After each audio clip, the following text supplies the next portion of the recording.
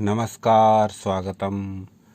भय हमारे जीवन में एक ऐसी बाधा है, एक ऐसा भाव है जो यदि हमारे जीवन के किसी भी स्तर पर, किसी भी मोड़ पर, किसी भी दशा में, किसी भी दिशा में प्रवेश कर जाए तो फिर ये जीवन हमारे लिए दुखमय हो जाता है। ये जीवन हमारे लिए डर डर कर रहने वाला एक ऐसा अभियान बन जाता है जिसको हम जबरदस्ती ढोने का प्रयास कर रहे हैं। फिर हम जीवन जीते नहीं हैं, हम जीवन ढोते हैं, क्योंकि पग पग पर हमें भय लगता है। और ये भय, आश्चर्य की बात है कि इस भय के अनेकों रूप हैं। ये भय अलग अलग रूपों में हमारे समक्ष प्रकट होता है। तो किसी को तो नकारात्मक ऊर्जा, नकारात्मक शक्तियों से भय है, किसी को अपने शत्रुओं से भय है, जान का, माल का, अपनी रोजी रोटी को नष्ट किए जाने का,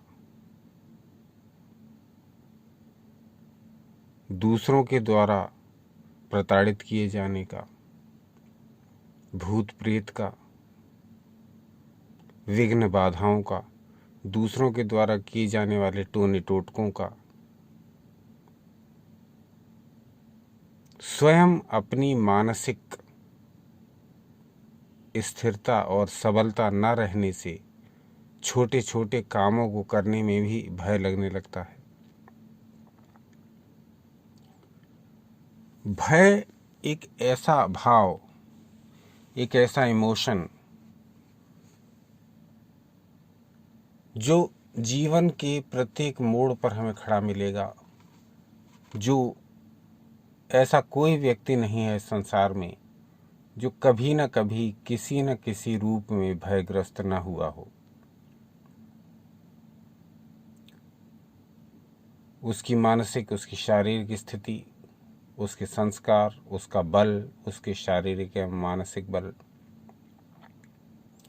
सब मिलाकर के उसको अलग अलग प्रकार के भयों से बचने के लिए प्रोत्साहित करते हैं। भीतर से भी उसको इंसाइट्स आती हैं कि ये भय रखना सही नहीं, परंतु वो भय अपने प्रकट होने के कारण ढूंढ ही लेता है।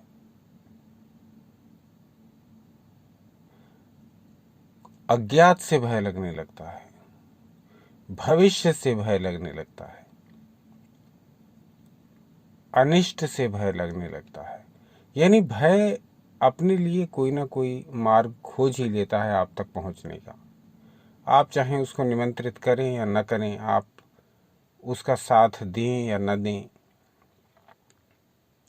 आप उसके लिए पलक पावड़े बिछाएं या न बिछाएं, आप उससे कितना भी दूर भागें, पर भय आपको जकड़ ही लेता है, भय आपको पकड़ ही लेता है। ऐसी है भय की महिमा, ऐसी है इस भाव की शक्ति, जो प्रत्येक व्यक्ति को, वो ये नहीं देखता कि आपकी उम्र क्या है, आपका धर्म क्या है, आपका लिंग क्या है।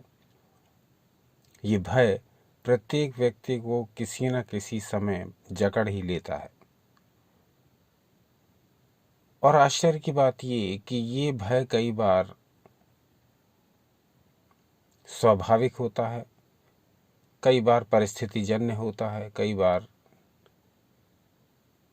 सच्चा होता है, वास्तविक होता है, और कई बार ये काल्पनिक भी होता है। कल्पना में आ जाता है, हमारे संग ये बुरा हो जाएगा, भविष्य में ये बुरा घटित होगा, ये अनिष्ट हो जाएगा। चाहे वो मृत्यु से संबंध रखता हो, चाहे वो नुकसान से संबंधित रखता हो, चाहे वो हमारे परिवारीजनों को खोने का डर हो, चाहे कोई बीमारी होने का भय हो, चाहे किसी नकारात्मक शक्ति के हम पर हावी होने का भय हो, चाहे अपनी रोजी रोटी न चलने का या छिन जाने का या बेरोजगारी की स्थिति ही ढोते रहने का भय हो। कोई भी व्यक्ति भय से बच नहीं सकता जब तक वो जीवित है, जब तक वो इस संसार में है। इस भय को नष्ट करने के लिए हमारे शास्त्रों में बहुत सारे उपाय सुझाए गए हैं, जिनमें बहुत सारी प्रार्थनाएं हैं, जिनको नित्य करने से भय हमसे कोसों दूर रहता है। और जिस व्यक्ति से भय दूर हुआ, जो व्यक्ति अभय हो गया, जो व्यक्ति डर डर कर नहीं जी रहा, वो फिर अपने सपनों को नई दिशा देगा, वो अपने सपनों को पंख देगा, वो अपने सपनों को उड़ान देगा और इस जीवन में सब कुछ हासिल कर लेगा या कर लेगी।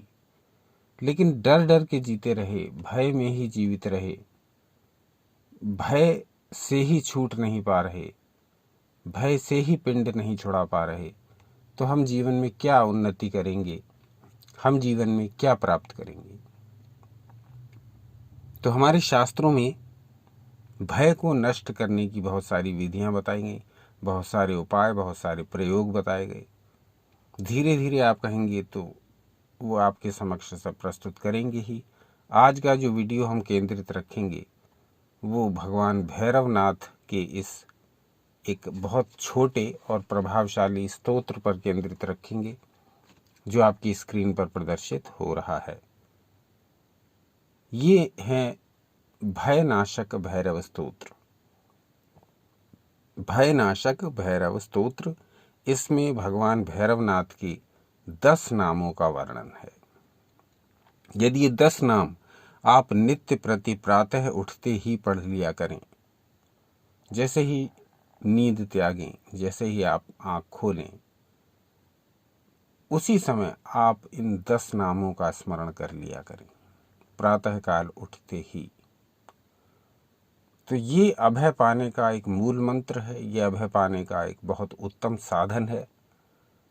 इस स्तोत्र का नियमित पाठ करने वाले व्यक्ति हमेशा अभय रहते हैं, भय उनसे कोसों दूर रहता है। तो क्या हैं ये भगवान भैरवनाथ के 10 नाम, अब जान लेते हैं। कपाली कुंडली भीमो भैरवो भीम विक्रमः व्यालोपवीति कवची शूली शूरः शिवप्रियः एतानि 10 नामानि प्रातरुत्थाय यः पठेत् भैरवी यातना न स्याद् भयं क्वापि न जायते।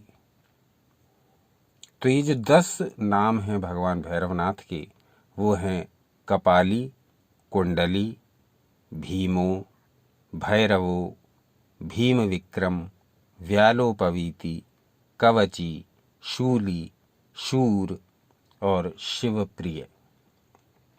आपको प्रातः उठते ही इन 10 नामों को पढ़ना है।